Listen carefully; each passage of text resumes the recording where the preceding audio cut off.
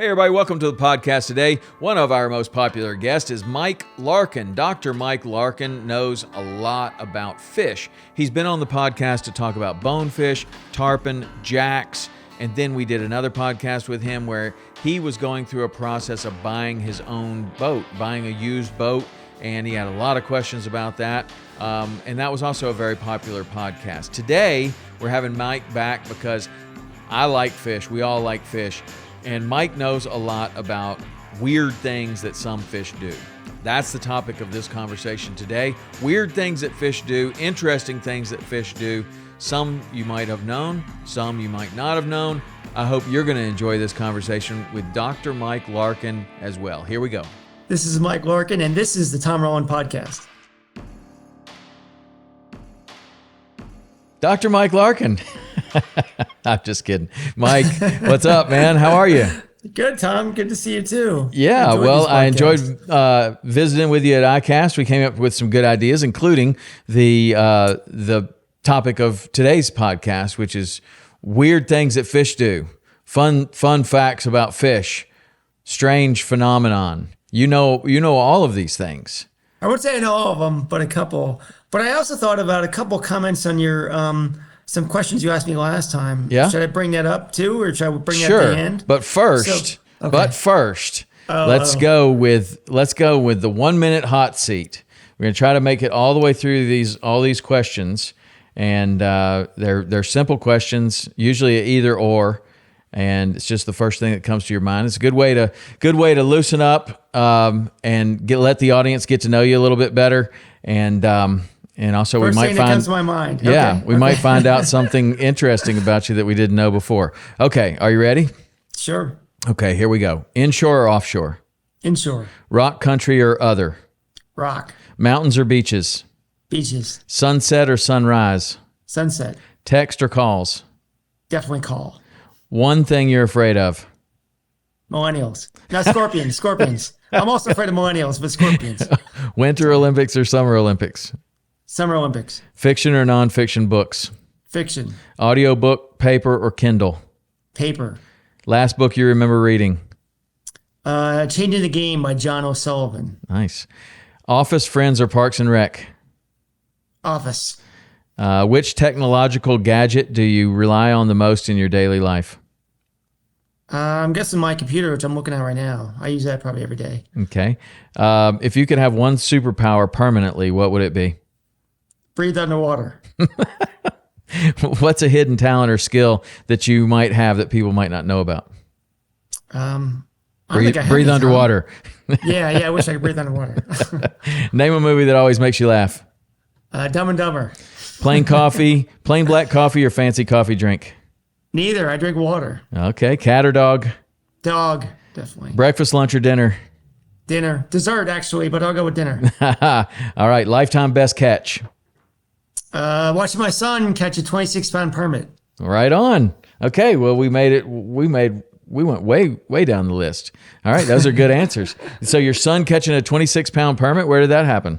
That was off of with my friend Captain Bobby Gibson off of Miami, right by Stiltsville on Biscayne Bay. Nice. And how old was your son? He was 8 at the time. Man, Stiltsville. I hadn't been back there in a long time. How are those houses holding up these days? I don't know. I'm going by there tomorrow. Actually, I'll let you know. I think there's still a couple of them over there. But it was great to see him get. And I thought because he was starting to hold the rod. I kept grabbing the rod at the base, like, you okay? You okay? Because if he drops that rod, it's gone. The fish and the rod are gone. So, but Stiltsville, big 26-pound permit. Nice. So, that's awesome.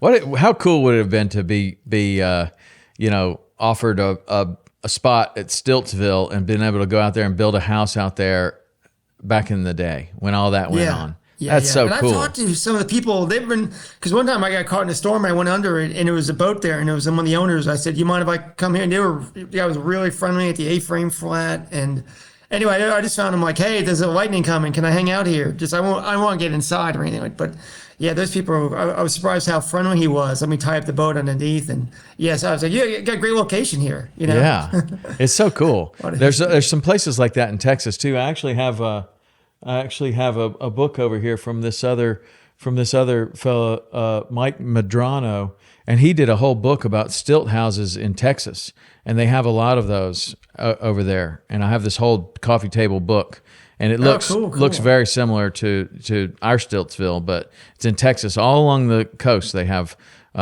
things like that. It's really a cool book.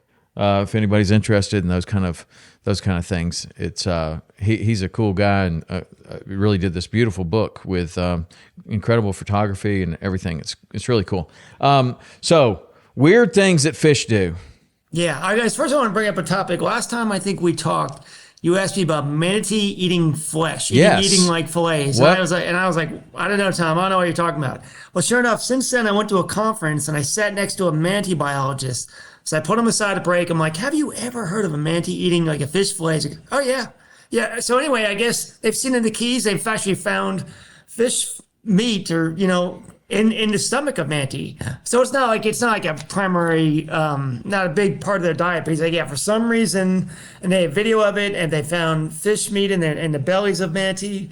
So for some reason they do eat, he doesn't know why. Maybe there's something they like about it, some type of nutrient they get from it, but it's very rare, but manatee do eat the dead carcasses. Because you asked me about that, and I didn't know what you're talking about. But it's true. It's true. I've seen it a bunch. I've seen it a bunch in Key West. The first time I thought, I was like, am I seeing things like, that seems really weird. But now I see it more and more and more, and I see it on people's Instagrams.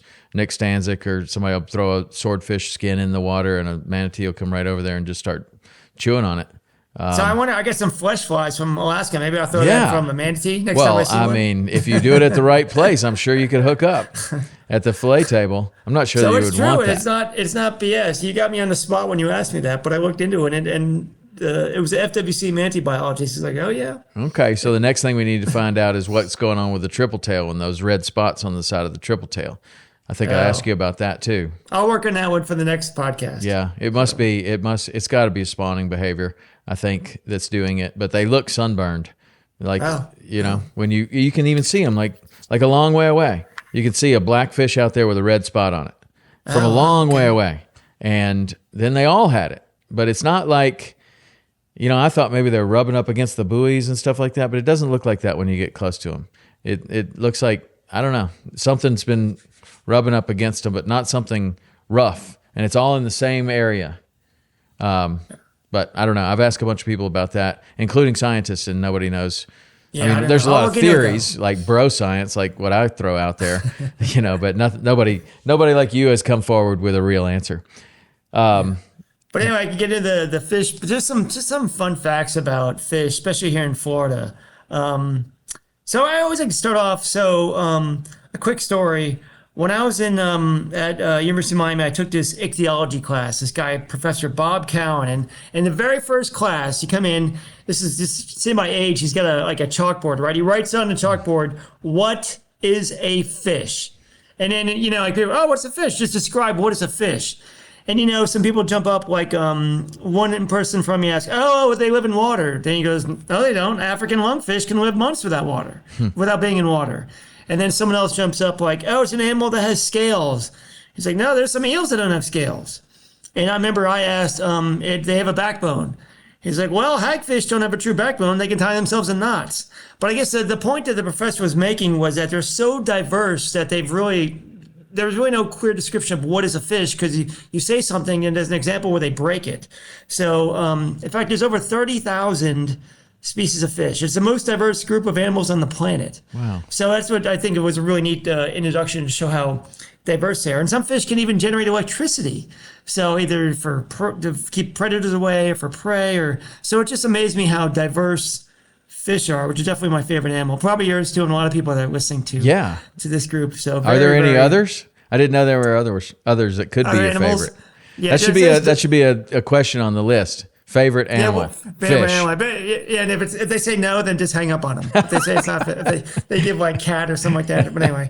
But anyway, so I was going to talk about some fish in Florida that I think are really interesting. So I guess first of all, different from us, a lot of fish can change sex. So about 2% of those 30,000 different species of fish are hermaphrodites. And it's really kind of, some of them are even male and female at the same time. So how many? That sounded like big number. What did you say? Yeah, about 2%. So 2%. Okay. Of 30,000 are hermaphrodites. Okay. So most of them are not hermaphrodites. So, and it's crazy because some of them, for example, like snook, they're born males. Then when they get older, they turn into females. And then there's like grouper that are born females. And when they go over, they turn to males. And then there's some deep water fish that are male and female at the same time. And the reason the deep water fish is that, you're that deep water fish, you may run into another fish of the same species once in your life. So this is it. This is your only chance to reproduce. So you don't want to run into that other chance to be like, oh, we're both male. We're both female. What fish would that be? What are these deep water fish? Can you name a couple? Yeah. No, actually, I'm flaking out now with the actual name of it, but it's like, I don't think it's the anglerfish. It's some other, maybe it is the anglerfish. But anyway, I forget what the species is, but I remember reading about it. It was really interesting that they're male and female at the same time. So when you run in that one other same fish or the same species of you, that one time in your life, you can reproduce. Wow. Because other than that, you may not get another chance. That's it. So, but anyway, so I was going to talk about snook are interesting because I talked about they're born males, they switch to females. So all snook are born male. Yeah. And then at what age or size or I think it's around like 3 to 4 years old. I think it's like maybe like 20 inches. Okay. In fork length, roughly about. But anyway, they'll convert over to on the average they'll convert over to females. So and it gives a big advantage because females, the bigger the female, the bigger the cavity, the more eggs they can produce. So it increases your reproductive potential. So it makes sense to me to have the big ones female because males, sperm is not very space limited. Like you can, not to get too gross here, but you can generate a lot of sperm in a small area. Whereas females, they're thinking like marbles, right? You only fit so many marbles in a cup. Right. But if you have a bigger cup, you can fit even more marbles. If you have a bucket, you fit even more marbles. So you can generate more marbles, marbles being the eggs in this case. You can generate more eggs, increase your reproductive potential. Where I think grouper, the change is more, they start off as females and turn to males. Those fish tend to have a behavioral component, meaning defending territories or defend against the other males. So in that case, they want to be the bigger species. The male will be the bigger one of the sexes, just to defend the other males. And then I was going to go into, to give you like hogfish an example. Hogfish are born as females, but they turn into males. And you can even tell, hogfish is great. You can tell when you're scuba diving or snorkeling, whatever, you can tell if it's a male or female. So if you don't mind, Tom, if you want me to try to share my screen, I got some pictures here. Yeah, let's do it. You can see that's cool, yeah.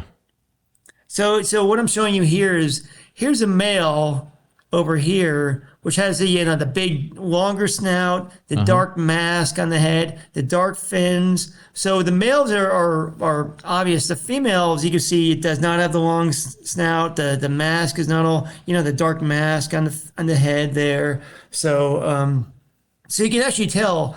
But what's interesting about hogfish is they have a harem. So you go to, for example, you go to a patch reef, there'll be one male on that patch reef, and there can be 10 to 15 females. So if another male comes by, the male will fight him off. So he's like, that's his harem. Those are his ladies. But you think about it, like if you're going spearfishing on a patch reef, what are you most likely going to shoot, right? The biggest fish on the patch reef, the biggest hogfish, which is the male. Right. So a lot of times, so what happens, which is interesting, within a week or less, if you shoot which happens a lot, you go to a patch reef, you shoot the male is removed. Then the next most dominant female will convert over to become the next male. What? So, really? How long would that take? It takes, they've seen this evidence in the gonads within 48 hours. Within 48 hours? It'll start, but I think it takes a couple weeks for the full transition, but it'll start converting. Like, if something happens, like, the females are like, oh, there's no male around here, so the next most dominant female will turn into male. Wow. But the problem is you end up getting these smaller and smaller males because, the big male, okay, you go to a patch reef, you shoot him, he's gone. The next most dominant female, which is also probably a little bit smaller than the male, then she converts, then you shoot her. And then the next most dominant, so you kind of like go down the line. So what they're, in fact, I think it was like 4 years ago, the regulations for hogfish changed dramatically. Yeah, they did. Because we're seeing like 11-inch males, which we'd never seen before. We've never seen males that small before. Males should be 18 or plus, bigger. So they end up, you're getting sick with these, the maximum, I think it's like 18 inches now, the minimum size limit. But the reason for that is to give these chance for these males these bigger males, and then you have these bigger males, you get bigger females. So instead of this shrinking down of these smaller and smaller males. So yeah, interesting. I didn't know that about the hogfish, that if you shot the male, that a female, the most dominant female, would turn into the male. I always just assumed another male came in. Yeah, no, most likely, because they're usually in a patch reef, right, where they're isolated, right? Mm-hmm. So then that female will convert over, and then if she gets shot, so it's just really, really interesting. But and also like the male's the one getting shot, right? He's a bigger one, Yeah. like he's the one that's most likely to be above the size limit, So, but that's interesting about the hogfish. Then I was going to go on to bluehead wrasse. Hopefully you can see my screen there. I got it. Bluehead wrasse. So this one I find fascinating. So here's the male on the left. Okay, the bluehead. And I think most fishermen don't even know about bluehead wrasse because people don't fish for them. They're not used as bait. You've probably seen them, right? Like, if you're snorkeling. If you're not a diver or a snorkeler, you probably have no idea what I'm talking about. Like a bluehead wrasse. But they're beautiful fish on the reef. So here's a male on the left. Here's the female. The male on the left you got the big blue head. The females are the yellow ones over here on the right. Mm-hmm. So the male, what he'll do is and they spawn every single day, which is interesting. Every day? Every single day. Every day. Wow. They spawn. I think it's like midday. There's like there's a certain site that they'll all spawn in. They'll go, do their feeding, whatever. There's a certain time of day. They all aggregate and they all spawn. So he doesn't have a harem. What he does is that male protects that spawning site. So if any other males come into that spawning site during spawning, he'll fight them off. So that's his site. These are his ladies. So what I find fascinating, though, is that what they found when they started dissecting these bluehead wrasse, some of those females that he's spawning with are males. So meaning they're yellow. I call it dude looks like a lady. So anyway, it's like it has a yellow phase, the characteristics of a female, but it's a male. It's like they call it a sneaker. Like, so when they go to spawn, because look, if I'm a male and I turn into that bluehead wrasse, I'm gonna have to fight this other guy. Right. But instead, if I turn into a male, but I don't change my colors, I look like a female. That male can go and sneak in that spawning site. He can spawn. He doesn't have to fight off the big blue male. The big blue wrasse don't even know there's a male there. Huh. So it's just, I find it fascinating that they'll spawn in there. Those males that look like females are mixed in there, and they're spawning with the females without having to spend all the energy of defending the site, the spawning site. So. And will they ever change, or they just stay that way? I think they stay that way unless the male dies or gets removed, and then they'll fight, they'll convert, and then two will fight or whatever. Maybe one of them will switch right away. Interesting. But I thought that was clever. The dude looks like a lady, and so and then there are other stuff I find interesting about. I was going to go back to my stuff, sharing my screen there, if I can. If I knew how to do that. There we go. But and then some other stuff are interesting things or stuff we've already talked about. But like bonefish, the bonefish tongue. Some interesting thing I found about, especially being here in Florida. They have teeth in their tongue. Yeah. That they crush the food with their tongue. Because I think we went in there with the Bonefish podcast, but just the fact that and just when I first caught my first bonefish, I was like, trying to like, I mean, if this thing eats crabs, he could crush my finger like that. So I was really kind of immature and just like really, or insecure, I guess, about removing the hook from a bonefish. Then I realized later on, it's not the jaw. The jaw is just a trap. Yeah. So they'll suck it in and they'll crush it with their tongue. And in the roof of their mouth, they have teeth. So if you ever see a bonefish tongue, it's covered with teeth. So it's not the jaw at all. Suck it in, trap it, and crush it. So Permit too, course, you know. Yeah. They have the crushers. Yeah, you're right. I haven't actually looked at that. I've caught some, but I've heard that. Yeah, I think same exact thing. Yeah, use the crushers there, and even tarpon don't have teeth in their tongue, but they have a stiff tongue too, and some plates on top of their mouth too, so they'll crush it as well. So, and then the tarpon air breathing is what I always find. Yeah, for sure. What do you call that? Is there a term for that? The fish that do that? I don't think there's like a scientific term for rolling. Well, it seems like there would be, because there's other fish that do it. Goldfish and carp and tarpon and gar will kind of do that. And I don't know. I'm sure I think arapaima do it. But it seems like that would be a class of fish that breathe air. Yeah. Yeah, I haven't seen even in literature, I've seen it called rolling, which they're probably stealing from the guides. But you're right. If I looked at the air primer or the other fish, there's probably some more scientific description of that. So, but it's interesting. I think that the tarpon does that all its life, and it seems like a mechanism to where they could live in very stagnant water when they were very small, where other fish couldn't live, and they would be protected, from predators there. Plus, they could also eat insect larvae like mosquito larvae and other aquatic insects when they're really small. But it seems like they would maybe grow out of that, but they don't. They keep it their whole life and probably use it, because like when it's calm, you see a lot more tarpon roll, and then when it's windy. And I've always just assumed that that's because there's more oxygen in the water. I totally agree. Yeah, because I guess the recap the stuff we talked about in a previous podcast. But yeah, the reason why they roll is low oxygen levels is one, and then two, adjust the buoyancy. So you'll actually see them they'll actually burp out of their operculum, and then if they swallow too much, too much, they'll burp it. Or imitation. I want to know how they'll imitate each other, and how there was a really cool experiment where they used a spatula to mimic a tarpon, and the tarpon would do the same thing if it came up and down the same angle that tarpon did. But it's really neat to say they put them in different tanks because they want to know, was it the lateral line that tells them to roll? Well, it's not, because it's all visual. So when they see the tarpon next to them roll, there's like a 70% chance they'll roll too.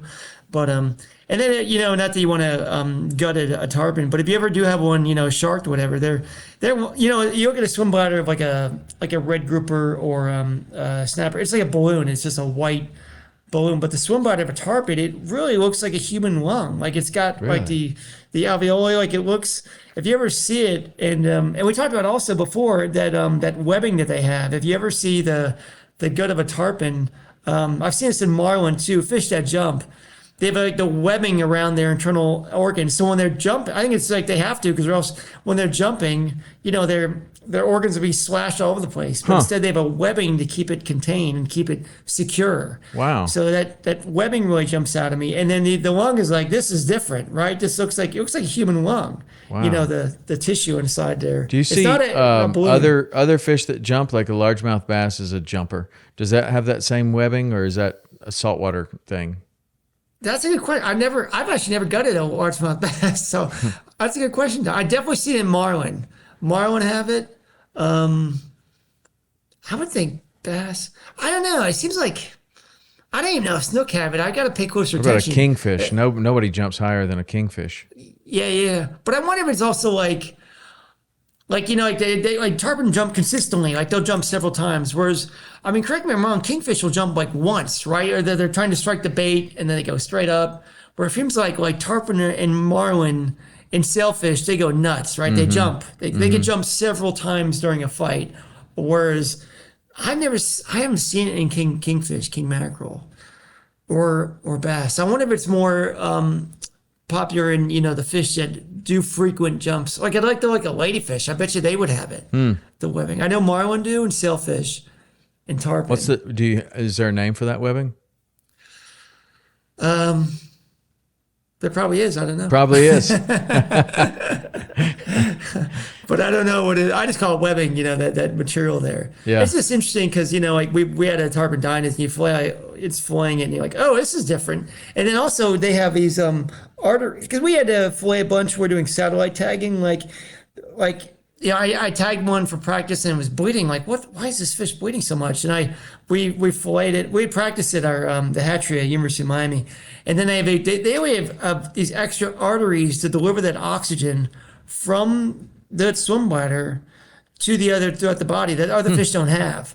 So if you, I actually have a picture right here. I mean, it's kind of gory, but just to show you, let me share my screen again. Just to show you what I'm talking about. Oh, wait a minute, hold on a second. Share screen. Entire screen. Are you seeing my screen now? Yep. So I'm kind of blowing this up and make it big. But you see, I got the arrow, see these arteries here? Yeah. So I haven't seen that in any other fish. Like I fillet a snapper. There probably are. I just haven't filleted that many fish. But anyway, you can see like these big arteries, because it was interesting because it kind of guides you. So when we're putting satellite tags in Tarpon, you do not want to hit one of these. It's going to bleed like you wouldn't believe. So, we're like, first time I started, I'm like, why is this thing? Because I was tagging it up here. I'm like, why is this thing bleeding so much? And then so we took some samples and took some fish and filleted them. But anyway, so where would you put the tag? Right where's here. the safer spot to put it? Yeah, right here. It's funny how it kind of curves up by the fin. Uh-huh. So we would always target right underneath the dorsal fin, right where I have the mouse of the computer right there. Because you go up here, risky, down here, risky. So it was just kind of like, and I haven't seen it in our fish. There probably is some I don't know about, but anyway, I haven't seen that those big arteries here deliver that oxygen. So, wow. And then you can see the gut there. Can you see that webbing that you're talking about? Yeah, a little bit. I probably tore it up when I was looking at it, but a little bit. But have you ever I mean, if you ever go I've seen it in Mexico. They were catching marlin and they were killing them, and I was watching them filleting, and that's when I saw the gutting and sailfish too. So if you're ever there, if you look at the gut contents, you'll be like, it's all tied together there. So like a giant, super thick spider web is controlling all the organs, but it is hard to see in this kind of gory picture here. So this is a little guy. This is probably like a little 24-incher we got back in Miami. But yeah, that was it. I'm just trying to go through those interesting things. I mean, it's probably you were talking about other spawning behavior. Did you have any other spawning things that are strange about fish? Just, a lot of it is, becoming big aggregations, spawning. Sounds say strange. Oh yeah, so we put satellite tags on Tarpon, right? And it has a depth sensor on the tag. And we're watching it first occurred off of Mexico, then we found it off of Florida. But so you have a depth, you get the tag back, you get the data. So it's going, they're near shore. We tagged them in 20 feet of water. Then they go offshore and they go 300 feet down. 300 feet. 300 feet. 300 feet. So we always used to joke maybe we should use a heavier fly line. Anyway, they're 300 feet down. And then years ago, Bonefish, the guys in Bahamas, put these tags inside Bonefish that also had a depth sensor.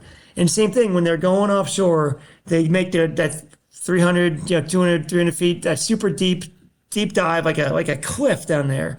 Wow. So now why they're doing it, I don't know 100% sure, but maybe they shoot down there, it's spawning, it's a way to avoid predation, or there's got to be a reason. I'm kind of speculating as to why, but it's just interesting that we first found out with Tarpon. And then you look at the data they get from Bonefish, and it's the same exact curve. It's like they go offshore and then zoom, they drop right down to deep. But they're only out there for a day, maybe 2 days. So it's not like they're down there very long. Wow. Then they come back and go back inshore. So it's just interesting the behavior that you think of Bonefish and even Tarpon, you think of shallow water. But, they're out going offshore to these deep dives. What do we know about the permit spawn? Yeah, I'm not as familiar with that as I probably should be, but I think there's some spawning up off that Key West, that marine reserve off Key West. Yeah. But I haven't seen any depth data where they make those deep dives there.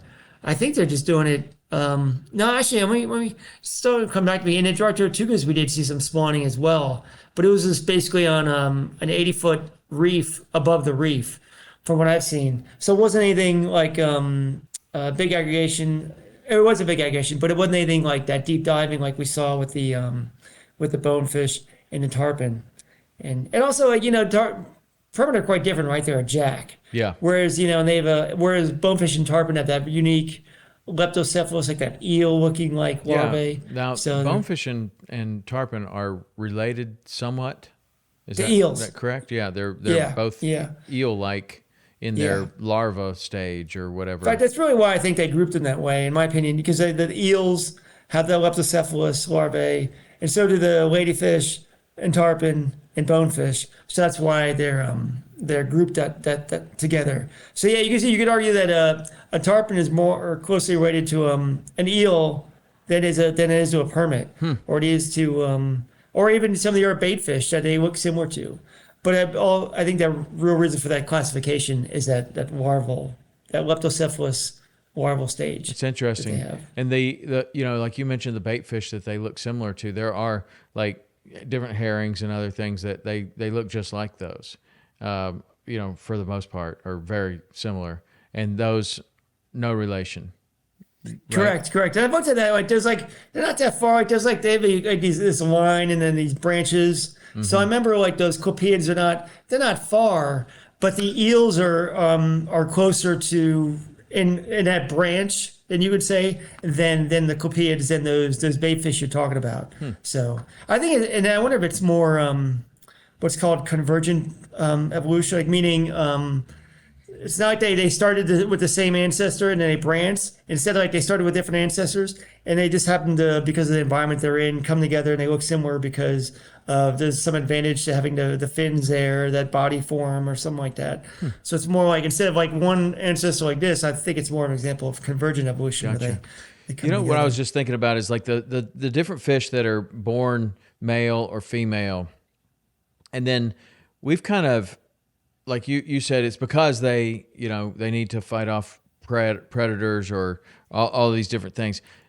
Do we know that, or is it kind of like that's what makes the most sense to us? I think what makes the most sense. Yeah. I mean, real reason, there's a lot of things that we speculate on and, this is why. But I mean, I wouldn't be surprised if, 10 years from now we find something completely different.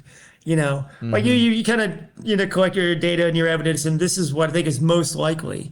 But I feel like nothing's 100% in science. Well, I mean, no. And the one thing that's 100% is you learn a little bit more and you realize you don't really know that much about whatever it is that you're studying, right? Like, that's what always frustrated me when I was publishing papers. It's like you can never actually say this is why. You say this is likely why. This is probably why. You just say anyway. They always criticize you if you make a very strong statement, because you always say this is likely the case, but which always frustrates me because I'm like, I think that's why. But I have to say this is likely. I have to say, well, describe it a little bit differently. So, well, have you been able to catch any of these strange fish in your new boat that we talked about last time?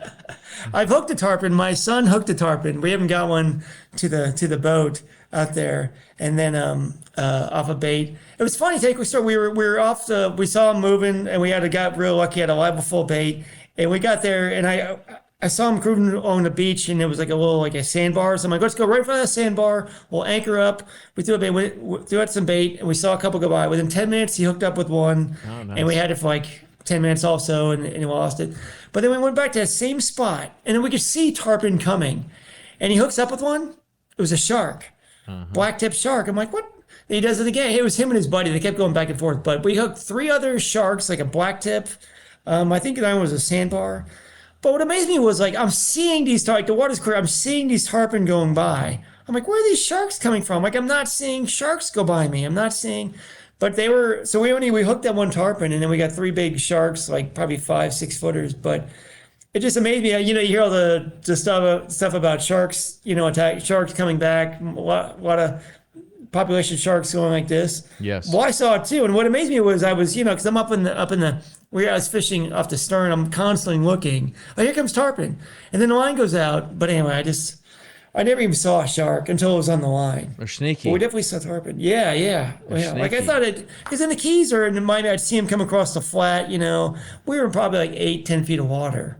But anyway, I was just so But a lot of times, didn't get one in. the deeper the water, the bigger the fish needs to be for you to see it. Like, so if it's like a smaller black tip, like a 3-footer in 8 feet of water, you could easily not see that. 3 or 4 footer. Yeah. I mean, and even like when you're bone fishing, if you get in 2 feet of water, you're not seeing the small fish that are on the bottom clearly. No, I mean, if the light's perfect and everything, and you got height and visibility, but that's what I was learning in the Bahamas is like those Bahamian guides, they would fish the deeper water, and he's like, if you see a fish here, it's a big one. He's like, you could throw out there and you're probably going to hook one, and he's like, you try it, throw out there, and you would hook a small fish that you didn't see, and he knew that there were fish there, but we couldn't see them because we were fishing in 3 or 4 feet of water. And then when we actually did see one, that's how he would hunt the biggest fish, is fishing that deeper water, because you could barely see them in that deeper water, but the ones that you could see were really big. It's interesting, and that may have been what was going on with the sharks. I don't know. Yeah. Or maybe the shark yeah, just stays away from the boat, or comes in because of the scent of your bait. But tarpon like that too. Tarpon have a good nose, real good nose. They'll come right in on a chum line. Sometimes. So that happened on a Saturday, and then a Monday I took off work just like this is my day, right? So I went out there fly fishing, just me in the boat.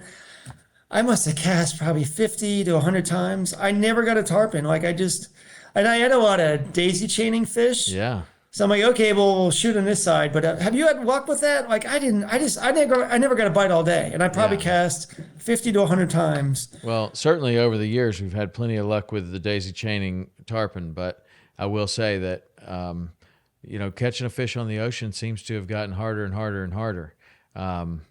We filmed a show where I was casting all day long. Rich is polling me, and I felt like I was doing a lot of things right, making really long casts, and you're fly fishing too, right? Fly fishing, yes. Yeah. With light tippet and small flies and small hooks and the right flies. Like I know that other people are catching fish on these flies, and man, it was hard. In like 3 days, I think I got 3 bites. And I made a ton of casts. I mean, there was no shortage of fish. It was fish were streaming down. And it's really easy for a lot of people to be on the back of the boat watching people fish and go, man, they're terrible. If I had a caster, we'd catch them. But you know what? I feel like I'm a caster. And it's not easy, man. It is really hard. Now, of course, you get a day. 2 days might be really, really, really, really incredibly hard, and then one day they bite a little, and you get 3 or 4 bites. Maybe you catch 3 or 4 fish. I don't know. Hopefully, that's during a tournament or when it counts or something. But I can tell you that I was humbled, really, really humbled on the ocean there, and I loved it. I loved every minute of it. It was really fun, but tough Because fishing. even in Miami, I feel like I'd get 1 bite a day, but that was years ago, and it makes me feel better for you to say that because I'm out there by myself and I'm going crazy. Like what if would somebody else have caught a fish? Like, is it my fly? Is it my line? Like, you always wonder those things. My mind starts going crazy because I'm like, why am I not getting? I mean, just because I had fish all around me all day, and I just could not get one to even look at it. So I'm not sure you're alone, and I'm not sure you're alone in your frustration. I think that in the last couple of years, it seems to have been really, really tough to get them to bite. Now, they're still catch them, when it counts in the tournaments, but those guys are the best of the best, and they're fishing at exactly the right place at exactly the right time, and they're managing to get a couple of bites. But I would think that of any of the fishing that we do, the number of shots that you get in ratio to the number of bites that you get or fish caught, tarpon fishing on the ocean is the most out of whack.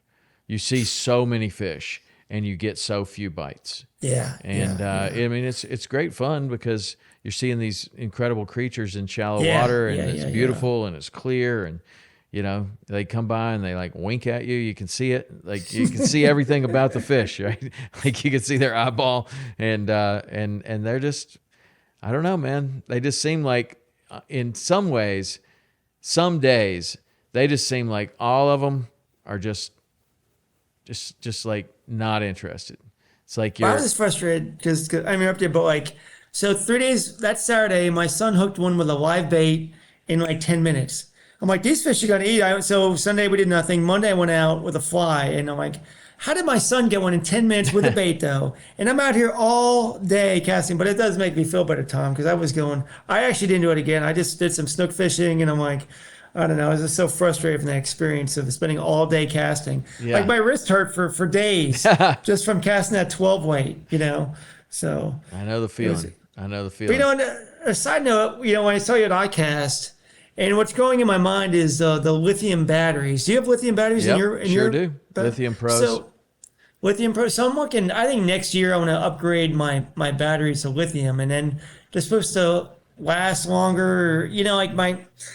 Someone's asked me, do they ever blow up or anything like that? Are there any safety issues? Like, obviously I have to get a new charger, right? Yeah, I mean, maybe your charger might charge lithium batteries. A lot of times there's a setting on the back of the charger that'll show you. You move it here for AGM, you move it to this setting for lithium or whatever. So you may need a new charger. You might not. The one that you have might work for it. You might just need to manually change the settings on the charger. But there are chargers for lithium batteries.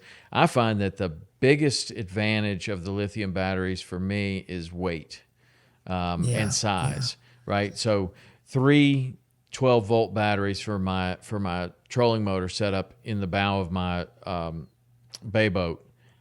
Lead acid batteries, that's heavy. Group 31s, that's what I would always use. I would always get the biggest ones, and they wouldn't even fit in there. Sometimes I would have to get a different hinge set up for this little compartment that's in there for the batteries, and they were too tall, so it wouldn't close properly. So we had to customize it so the hinges are up there closer and or higher, and it would actually close. But that's the only way to get them in there. Now with the lithiums, you can put one that weighs, I think the one battery weighs less than one of the lead acid batteries. So you're losing 2/3 of the weight that you had. And when you put that even in a bay boat, in that strategic location, way up front, like the batteries are in my bay boat, that amount of weight loss there allows me to get up on plane better. It allows me to get up on the pad better. That would probably help me to get on plane better. Like when you need somebody to sit on the bow for a second and you jump up. So the weight in the bow can help you for certain things, but then for efficiency and running and getting bow lift, man, you get that weight out of the bow and you can go a lot faster and run smoother and more efficiently and save gas and all of those things. And also longevity, right? I go through barriers, at least my car. Like if I'm lucky, I make it 5 years. Yeah. But hopefully these lithium last. The lithium, I don't know, 10, the lithium 15? are supposed to. They're supposed to last a lot longer. And then they're also. There's a lot of advantages to the lithium. You just need to look into it and see if it's a good fit for you. And certainly they've been really really beneficial for us in our fishing. We're able to.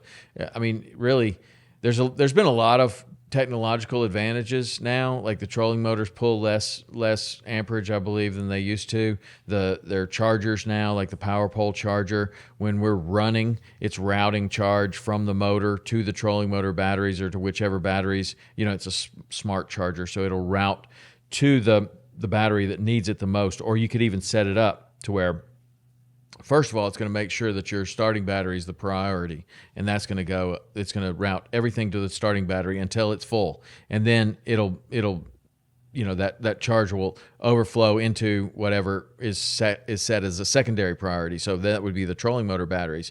So if you catch bait in the morning and then you run for an hour to go fishing, you're back to full on your trolling motor batteries. Whereas before, like if you had a hard morning catching bait and you're zipping in and around, and you're going on high and you're throwing the cast net and the bait's hard to get, and you might have burned up 2/3 of your battery by the time you get to a place that you're going to fish. And now you got to fish very conservatively. We can't really move around a lot because we're going to burn up the whole trolling motor. And so you would end up fishing differently. Now, man, we're showing up, no matter what we did on the bait catching, we're showing up with a full charge. So you can do whatever you want to. And some of these new things, like the batteries that we have, actually you can have it show up on your GPS, on the Lowrance GPS. It'll have a setting that you can see how, at this speed, how many hours do you have left on your battery. Okay. Well, so it's like a fuel gauge for your battery, but basically if you're running it on high, or you're set in a position, like you just want to hold your position there, like on anchor mode or whatever, and it's, say the current is pushing pretty hard and it's working pretty hard, it might say, well, you have 3.5 hours left at this pace. If you just keep it just like it is right now, it'll last 3.5 hours before it dies. And that is huge, because before I was always wondering, like, and with the lead acid, you could kind of feel it. Like it wasn't, you would turn it on high and it just wasn't quite as didn't have the punch that it had before. Yeah. But with the lithium batteries now, you don't notice that. It goes high, off. So when it dies, it dies. I got yes. you. It's like performance. Like you got stuff around your house. Different battery operated things that are operated with lithium battery now, and they'll run right up until they stop. Like I got one of those massager things that like the what do they call that? Theragun, and you put the lithium battery in there, and you're using it on sore muscles, and it'll go on high right up until it just stops. And that's how they work in your boat too. You don't feel the it's getting weak. And like that's how it used to work with the lead acid batteries. And so you would kind of know like it's getting pretty weak. But now you can look at a gauge and know how much you have left. It's really incredible. That's been a game changer for that. Plus the power pole charger, so that say it says you have 30 minutes left. And then you're like, well, we're going to take a long run. And you get to your place and you look at the battery again and it says, well, now you have 4 hours left. It's like, yay. So what do you have? I guess you have so for your Lowrance GPS, you have a connection that goes to your power pole charger that gives you that information. This one is coming straight from the battery. The battery. So the battery has a type of wire that plugs in the back. It has an NMEA connection. When you have your the boats basically these days have a backbone, which is NMEA, and you can plug in all these different things to it, and it'll pull information from it. So that's what the way it's supposed to be designed, is that you'll have like this network of things that you could pull information from. And my GPS in the back has a plug that says NMEA. Yeah. So I know what you're talking about. That's what it would do. So you could take that. You could probably, if you didn't have an NMEA backbone connection all the way from throughout the boat, you could probably just take a NMEA wire and connect it from the battery straight to the GPS and get that information right off the battery.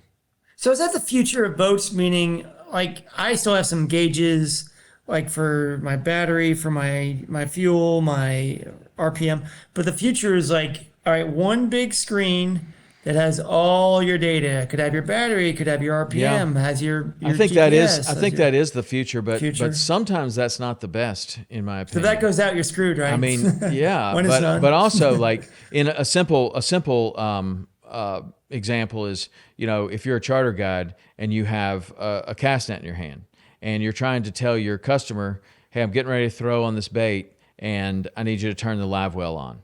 Well, not too long ago, it was pretty easy. You're like, it's the second switch on the left, flip it up, right? Or flip it down. Or it's the one that says live well, flip it down or flip it up, whatever on or off is. And it was very simple. They go over there and they flip that switch, your live well comes on.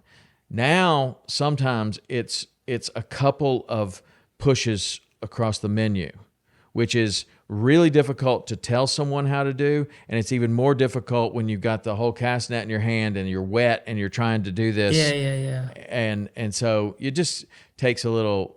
You just have to be ready in advance. But a lot of times, you need a light boat to get into the shallow water, so you don't have your live wells full on purpose, right? You're going to wait till the last second to fill the live wells so that you can get into this shallow water and get out of the shallow water. And or maybe you're going to get in so shallow that you don't want to blow mud into the live wells, so you leave them off on purpose.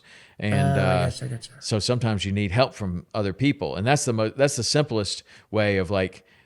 It's not always the best, and so sometimes I'll override the C-zone system or whatever with a custom live well switch. Just everything else runs on that, but the live well switch is these two switches right here. Boom, boom.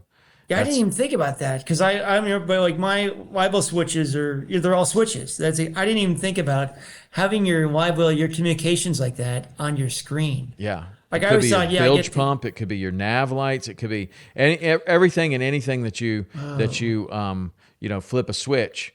Wow. Now is now in here. So there's a couple of advantages to that. Like back in the day before the switches were really truly waterproof, we'd go through switches constantly. So the fewer number of switches that you could have, the better. Right? Because they were basically, you knew whatever switch you got was going to break. Then they came out with like truly waterproof switches, and that was better. But still, there's tons of connections back behind it. You're in salt water. Lots of things can happen. You get corrosion all over the back of that whole switch panel.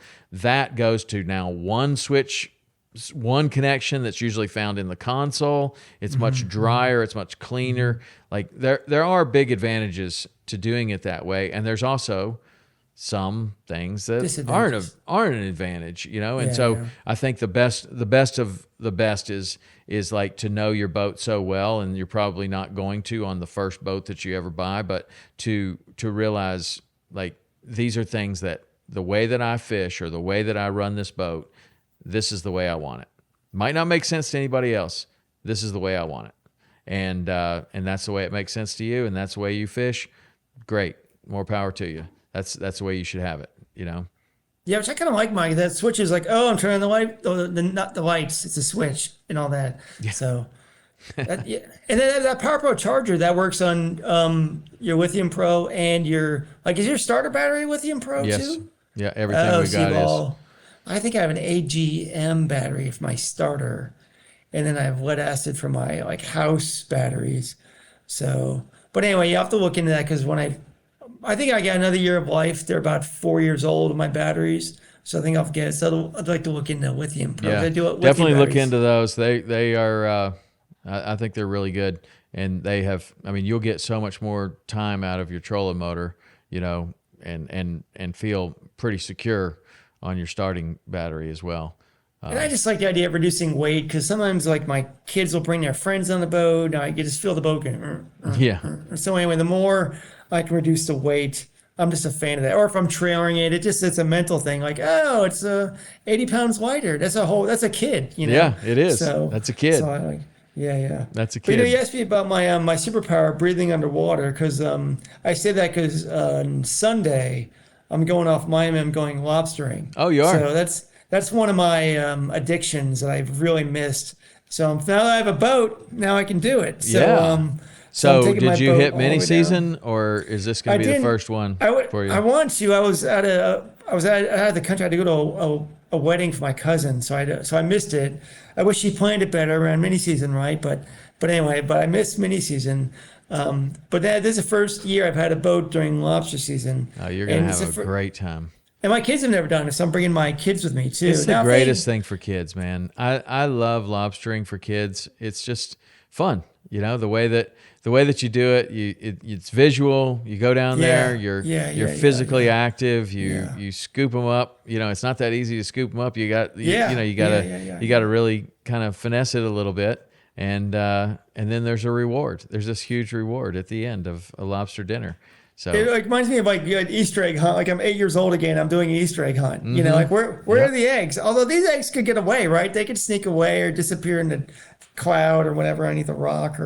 But For but yeah, sure I they can't can. wait. I'm excited about Be that. careful out there. A lot Yeah. of craziness around the lobsters, but done properly, it's a super fun thing for the whole family. Yeah, I told my kids, like, I don't care about sharks. I care about boats. Your biggest risk is a boat. Just No stay by the question boat. about We have a it. dive flag up. Don't worry about sharks. Don't worry about jellyfish. Don't worry about eels. Worry about boats. Yeah. That's the danger there. And I think, unfortunately, I think a person dies every year in the Keys Yeah, and then just stay getting close to your boat. Like Yeah, yeah. as you're doing this for the first time out of the boat, man. Keep people right right by the boat. You anchor up right next to where you want to lobster, and Yeah. stay close to the boat, and Yeah, don't get yeah. way away, because that a lot of times there are a lot of boats, but a lot of times the fault in an accident comes from the diver. Getting way too far away from the boat. And so both parties have to be, responsible. The diver has to stay close to the boat, and then the boaters need to, when they see people with dive flags, they need to expect, that, not way I'm too far away from those guys. Expect that there's going to be someone in the water next to you. So slow down or be careful or whatever. But anyway, well, man, I really appreciate you coming on today and telling us all about these weird fish. I learned quite a bit.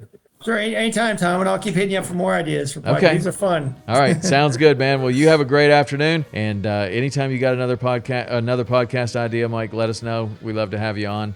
You're definitely been one of our most popular guests, and people will like this one too, I'm sure.